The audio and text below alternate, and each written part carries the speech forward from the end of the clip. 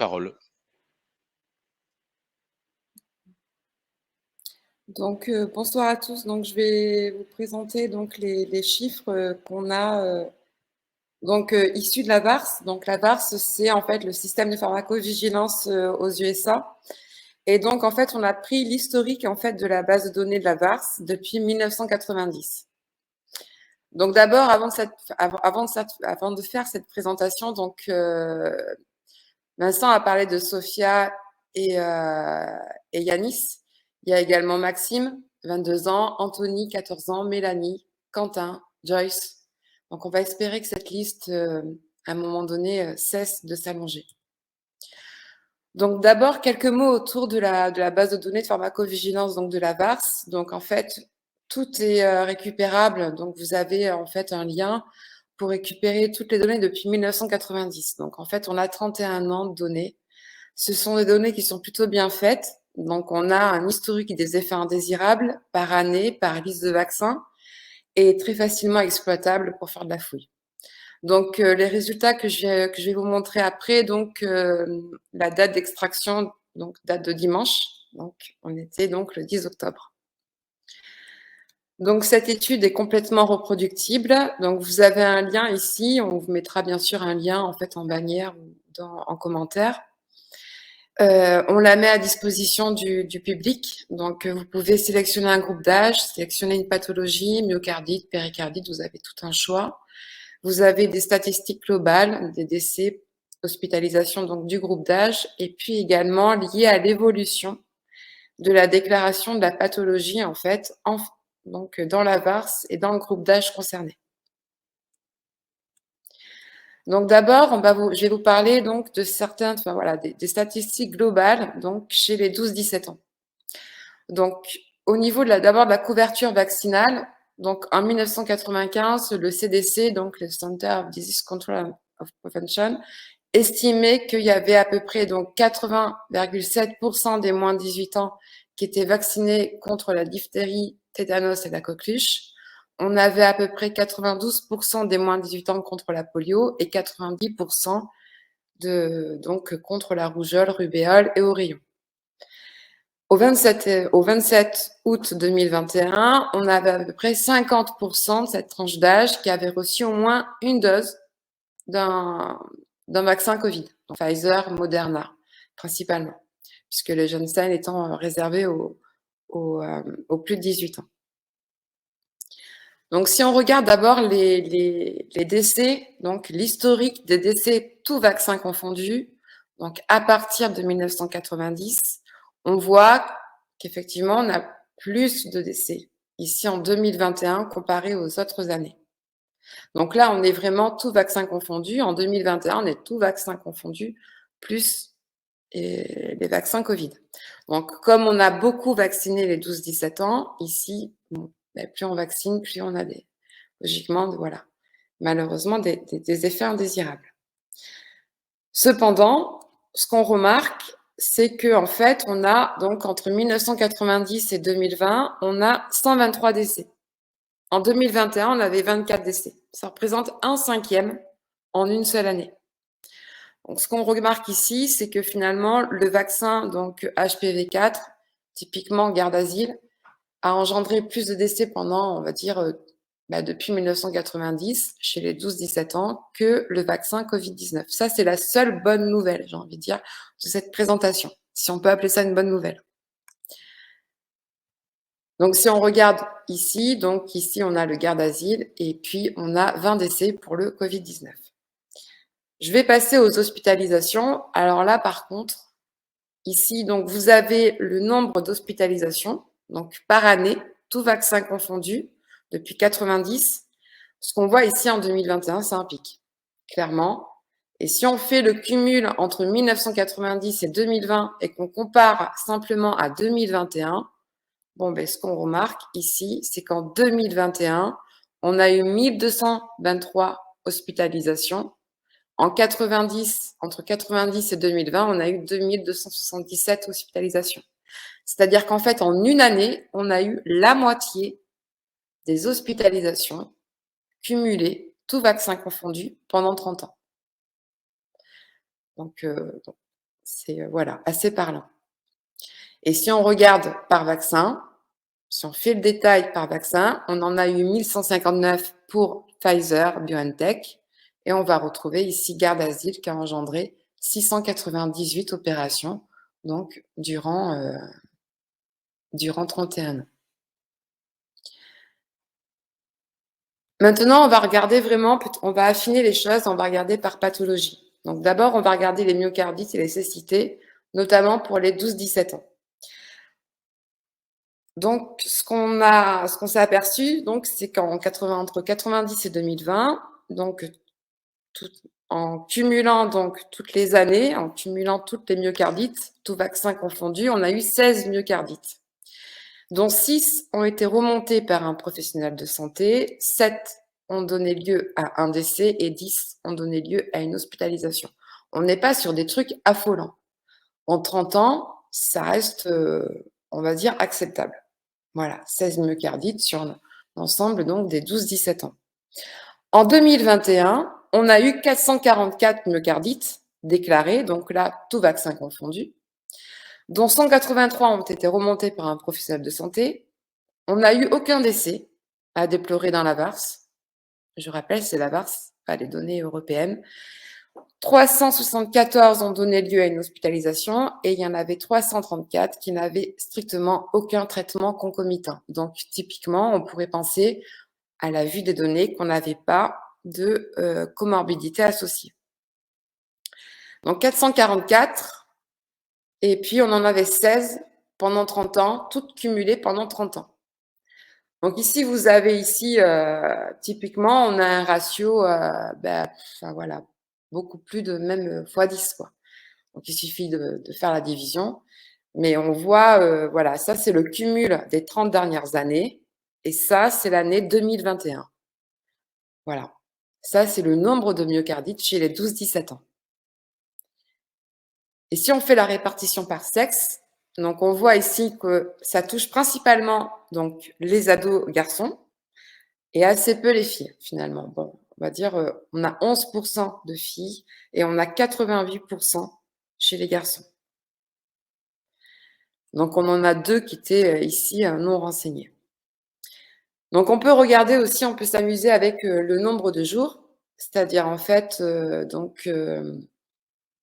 évaluer, donc on en a eu 49% qui ont été déclarés entre 4 et 7 jours, donc presque plus de la moitié. Et puis donc, si on fait le cumul de ça, en fait, entre le jour même, etc., en fait, ça représente largement la majorité. Donc là, on est quasiment à J+7 du jour de la vaccination. Souvent, en fait, en pharmacologie, donc en pharmacovigilance, pardon, on estime que si c'est assez rapproché finalement du jour de la vaccination, par rapport au jour de la vaccination, on peut en fait émettre très fortement l'hypothèse que ça soit lié à un vaccin. Et donc, si on regarde les myocardites, donc par type de vaccin, eh bien ici, on va remarquer que en fait, elles ont été dues, enfin, elles sont susceptibles d'être dues au vaccin de type Covid-19. Ça, c'est les données de la VARS. Donc, UNK pour inconnu. Hein. Et ça, c'est les types de vaccins. Donc, le type contre le HPV, contre la grippe, etc.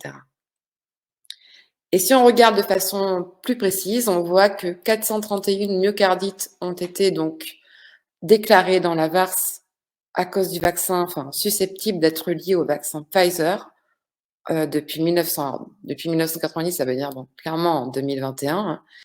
Et puis ici, vous avez donc les autres vaccins en fait qui seraient susceptibles d'être liés en fait à ces myocardites.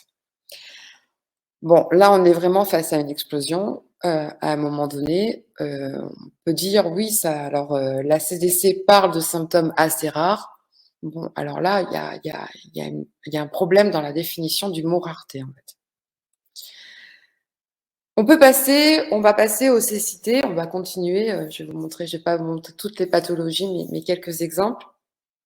Donc, en fait, au niveau de la VARS, donc on a eu 121 cécités tout vaccin confondu, donc déclarés entre 90 et 2020. Donc là, en fait, on fait le cumul de toutes les cécités année par année dans la tranche d'âge.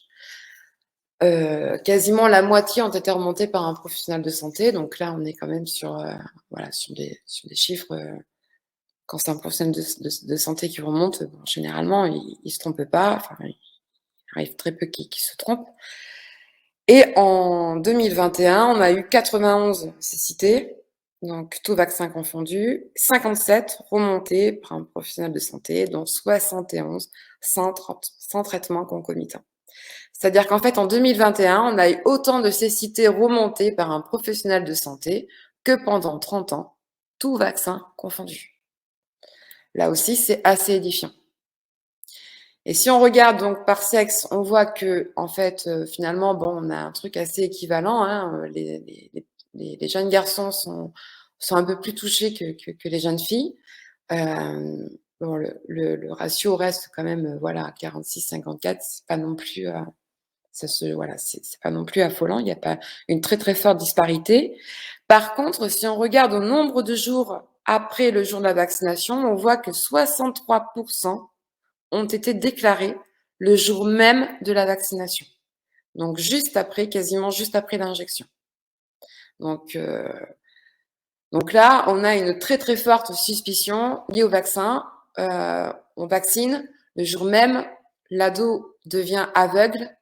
Bon, à un moment donné, on peut réfléchir à l'imputabilité, etc. Mener des enquêtes de Sherlock Holmes, bon, ok, pas de problème. Mais montrons peut-être aussi que ce n'est absolument pas dû au vaccin. Donc, au niveau donc, du type de vaccin qui pourrait être incriminé, donc on voit ici en fait, c'est les vaccins de type Covid qui mènent la danse. Et puis ensuite, on retrouve les vaccins de type HPV4, donc typiquement Gardasil, dont Amin Umlil, également Philippe de Chazon, donc ont publié des études sur ce type de vaccin. Donc ici, on voit par exemple qu'on a 85 donc cécités qui pourraient être dues au vaccin Covid-19, principalement donc Pfizer-BioNTech, et puis 46, donc quasiment la moitié dues à Gardasil et 13 à Gardasil 9, donc les vaccins contre le papillomavirus qu'on fait généralement vers l'âge de 12 ans, entre 12 et 14 ans. Donc on peut tirer d'autres résultats, on va dire, de ce type. On a mis en place toute une chaîne, hein, c'est ouvert au grand public. On peut s'amuser à regarder les péricardites. Donc ça, c'est les péricardites depuis 1990 jusqu'en 2021. Bon, là, on voit très bien que on a un ratio, fois, on va dire, voilà, c'est quasiment du 1 pour 10, quoi, peut-être un peu moins. Mais voilà, on a une balance qui est quand même, voilà, pendant 30 ans et ici, juste sur l'année 2021. Donc ça, c'est chez les moins de 18 ans, donc on va dire de 0 donc à 17 ans inclus. On a également donc des paralysies faciales, donc dont la majorité donc sont dues au vaccin donc de type Covid-19 en 2021. Et également, on a, par exemple, également les tranches d'âge, les thromboses. Donc, si on change de tranche d'âge, par exemple, les 18-39 ans, on voit ici, ça, c'est les thromboses déclarées de 90 à 2020 et les thromboses déclarées donc en 2021. Donc ici, on a quasiment x2 en une seule année. Et donc, non, ici, c'est les arrêts cardiaques, pardon, et ici, c'est les thromboses. Excusez-moi, je me suis trompée de graphique. Donc ici, les arrêts cardiaques, donc x2, et ici, donc, les thromboses. On avait à peu près une cinquantaine de thromboses donc, pendant 30 ans, entre 90 et 2020, toute année, tout vaccin cumulé, toute année confondue, et ici, on en retrouve quasiment à plus de 600 en 2021.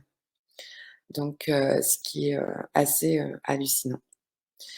Et c'est pas mieux pour les 40-65 ans, donc on a également donc, des ratios qui sont juste affolants.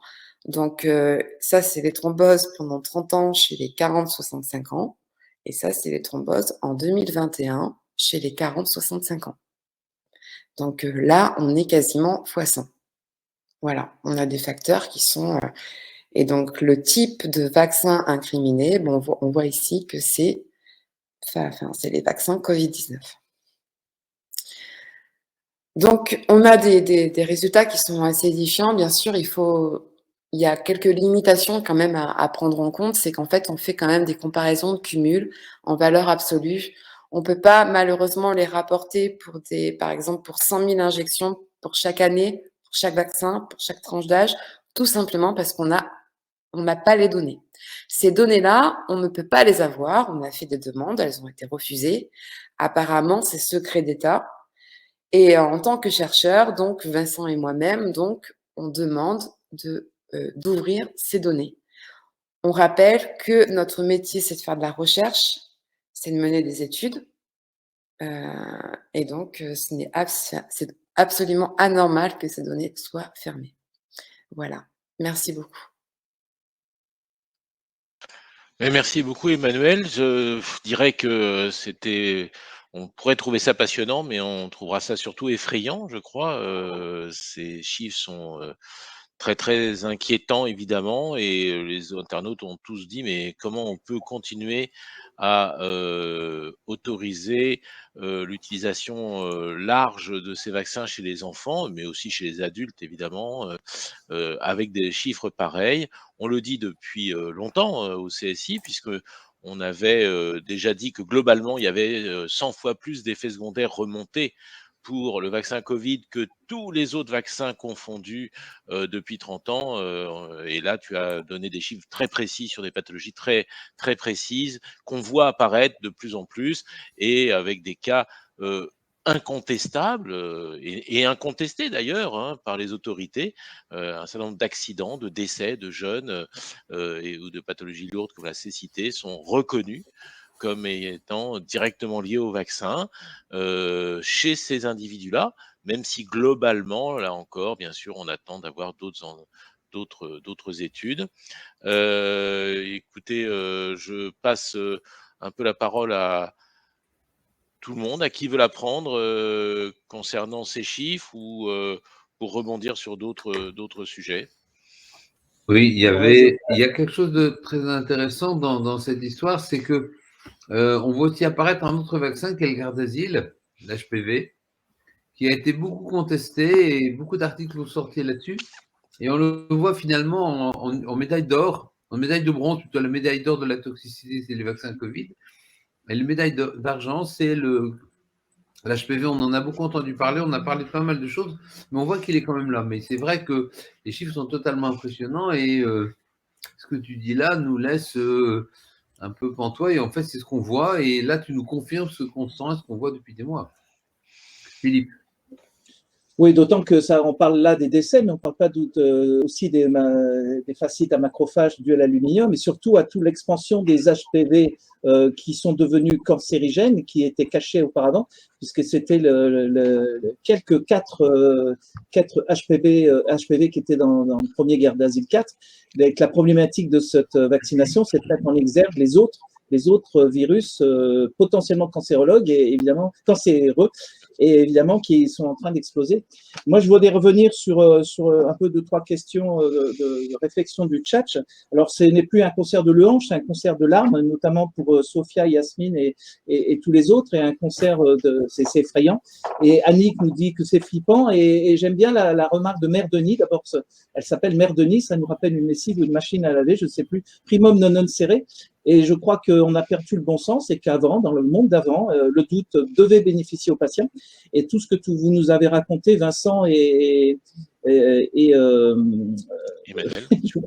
Emmanuel, un peu fatigué, c'est affolant. Et effectivement, et je reviendrai sur l'émission de Pascal Pro qui invite vraiment les gens à faire des remontées d'informations, puisque lui-même était très étonné quand il a interrogé monsieur Rioux-Foll, je crois, du Figaro, qui lui a affirmé qu'il y avait effectivement des effets indésirables, notamment des myocardies, pour lesquels nous sommes condamnés par l'ordre d'ailleurs de les avoir peut-être révélés sur le terrain. Voilà, donc peut-être que Issam pourrait mettre le mail pour notifier ces cas de myocardie, de cécité, etc. irionfol@lefigaro.fr avec un numéro de téléphone. Je laisse Issam le mettre en chat. Il ne faut pas hésiter à faire des remontées d'informations. Il semble que les gens soit ils ont peur de faire des remontées d'informations, soit ils pensent que de toute façon, c'est le hasard et ça n'a aucun lien avec la vaccination. Et voilà, donc ça aussi, c'est affolant, c'est qu'il y a une espèce de scotome de logique et que finalement, les gens n'arrivent pas à faire le rapport entre une injection qu'on a eue quelques jours avant et une conséquence pour lesquelles la majorité des médecins ne veulent même pas le déclarer, alors que c'est la loi. Voilà, donc n'hésitez pas à répondre à Monsieur Pascal Pro, CNews, et vous allez sur CNews pour avoir l'adresse, faire remonter les remontées d'informations, et je pense que ça alimentera notre pauvre ANSM vis-à-vis de l'Averse ou de Droit Violence, qui sont des sites beaucoup plus riches, je pense, en termes de fluidité et des effets indésirables. On est face à une problématique un peu psychologique, c'est-à-dire que, en quelque sorte, ce sont les gentils premiers de la classe qui ont décidé de suivre les recommandations de papa-maman. Ils se trouvent aujourd'hui confrontés au fait que les recommandations qu'ils ont données peut-être ne sont pas bonnes. Ils ont suivi quelque chose en pensant faire bien. Et il faut vraiment comprendre qu'ils étaient dans la sincérité et que c'est très, très compliqué, après avoir recommandé quelque chose, de réaliser que ce n'est pas vrai et que c'est dangereux. Et quand on voit les effets secondaires du vaccin, les cécités, c'est sûr que la cécité qui survient dans la journée, et on voit que 95% survient dans les 7 jours, eh bien, c'est une évidence. Un adolescent ne devient pas aveugle, exceptionnellement, à moins d'un traumatisme ou d'une maladie infectieuse grave précise. Donc, c'est tout à fait… Ce sont des certitudes, mais ça vient vraiment contredire un mode de raisonnement. Hein, et j'ai envie de citer la phrase de Claude Bernard qui disait quand l'exception vient contredire la théorie communément admise, il faut prendre l'exception et laisser tomber la théorie communément admise. Et là, Claude Bernard, on lui a donné un hôpital, mais on ne veut pas lui donner raison quant à sa sagesse et sa précision. Et là, on a vraiment, je pense que au-delà de tout ça, quand tous ces médecins qui ont encouragé la vaccination, qui ont vacciné avec tout leur cœur et toute leur conviction, vont réaliser le drame qu'ils ont fait, les catastrophes qu'ils ont enchaînées, ça va être extrêmement compliqué. Quand on voit des gens qui ont encouragé ou favorisé la vaccination de leurs proches et que leurs proches ont des accidents graves, eh bien, ça va être très, très compliqué psychologiquement pour eux d'accepter. Et on voit souvent, je voyais l'autre jour, une femme qui me disait, moi j'ai beaucoup hésité, je me suis décidé à me vacciner, à vacciner mes enfants, et maintenant si vous me dites que peut-être je me suis trompé, c'est insupportable. Et c'est ce qui risque de se passer.